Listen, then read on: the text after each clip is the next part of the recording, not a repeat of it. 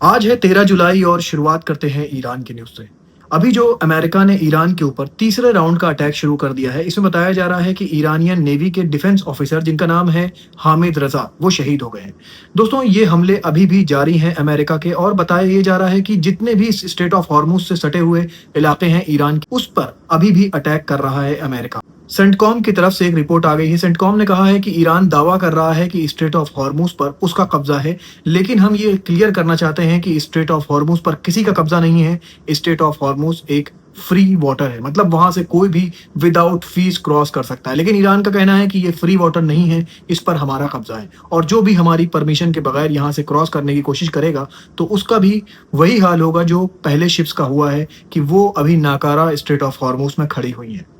Iran का air defence system भी सही काम कर रहा है, ये कहना है ईरानियन ऑफिशियल्स का। ईरानियन ऑफिशियल्स ने आज एक इमेज शेयर करी है जिसमें दिखाया गया है कि अमेरिका के क्रूज मिसाइल्स के कुछ टुकड़े दिखाए जा रहे हैं। उसमें बताया जा रहा है कि ये अमेरिकन क्रूज मिसाइल को ईरान का जो एयर डिफेंस सिस्टम है उसने टारगेट किया था। ये जो अभी आप वीडियो देख रहे हैं ये स्ट्रेट ऑफ हॉर्मुज के करीब का है और स्ट्रेट ऑफ हॉर्मुज के जितने भी करीब के इलाके हैं उस पर अमेरिका अभी भी बमबारी कर रहा है। अयतुल्लाह अली खामनेई ने एक लिस्ट जारी करी है, जैसे उन्होंने कल कहा था कि उन सारे लोगों को पनिश करा जाएगा जिनका हाथ सैयद अयतुल्लाह अली खामनेई के मर्डर में है। दोस्तों, ये लिस्ट में डोनाल्ड ट्रंप का नाम है, बेंजामिन नेतन्याहू का नाम है, यूएई के जो अमीर हैं मोहम्मद बिन जायद अल नयान उनका भी नाम है, बाद बहरीन के किंग का नाम है, कुवैत के अमीर का नाम है, जेडी वेंस का नाम है, मार्को रूबियो का नाम है, पीट हेड्सेक और भी अमेरिकन आर्मी के जो लोग हैं उनका नाम है और लास्ट में लिंडसी ग्राहम का भी नाम था।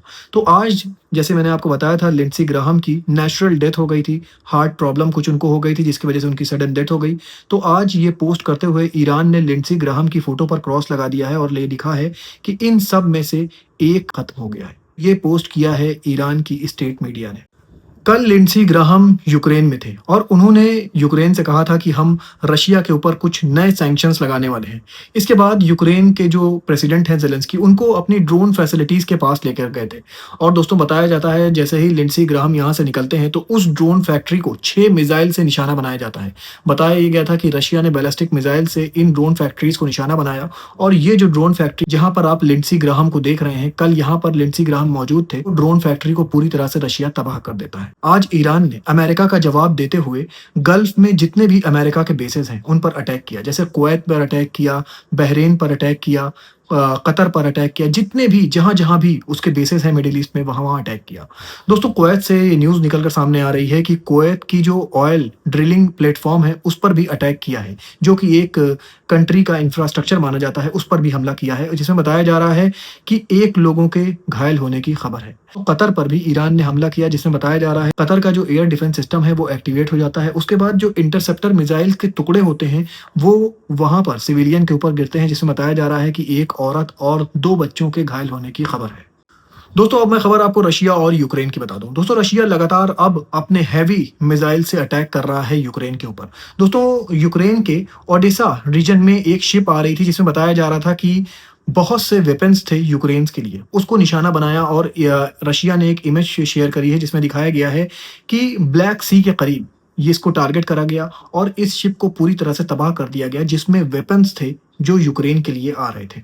दोस्तों, अब मैं खबर आपको इजराइल की बता दूं। इजराइल के प्राइम मिनिस्टर नेतन्याहू ने लिंडसी ग्राहम को याद करते हुए कहा कि मुझे उनकी एक बात याद है, जब मैंने उनसे कहा था कि अब इजराइल को जो अमेरिका सपोर्ट दे रहा है तो मुझे लगता है कि इजराइल इतना कैपेबल हो गया है कि वो धीरे धीरे करके जितने भी अमेरिका उसको एड प्रोवाइड करता है वो ख़त्म कर दे, क्योंकि इजराइल खुद इतना कैपेबल है कि वो अपने डिफेंस के जितने भी सामान हैं वो खुद बना सकता है। तो उन्होंने कहा कि लिंडसी ग्राहम गुस्सा हो गए थे। उन्होंने कहा नहीं, अमेरिका इजराइल को वैसे ही एड प्रोवाइड करता रहेगा और वो हमेशा प्रोवाइड करेगा जैसा वो प्रोवाइड करता रहा है।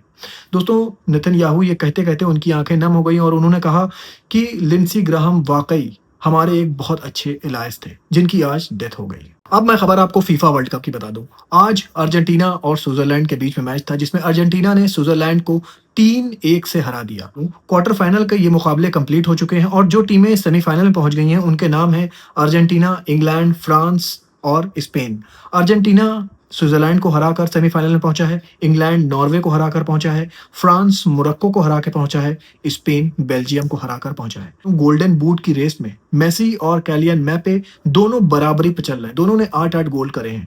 दोस्तों गोल्डन बूट उसको मिलता है जो पूरी सीरीज में सबसे ज़्यादा गोल करता है। इसमें बताया जा रहा है कि मेसी और कैलियन मैपे दोनों बराबरी पर चल रहे हैं। देखिए दोस्तों इसमें क्या होता है, अब सेमीफाइनल में अर्जेंटीना का मुकाबला होगा इंग्लैंड से जो कि 16 जुलाई को है और इसके बाद दूसरा सेमीफाइनल होगा फ्रांस और स्पेन के बीच में जो होगा 15 जुलाई को। अब दोस्तों मैं आपको वेदर रिपोर्ट बता दूं।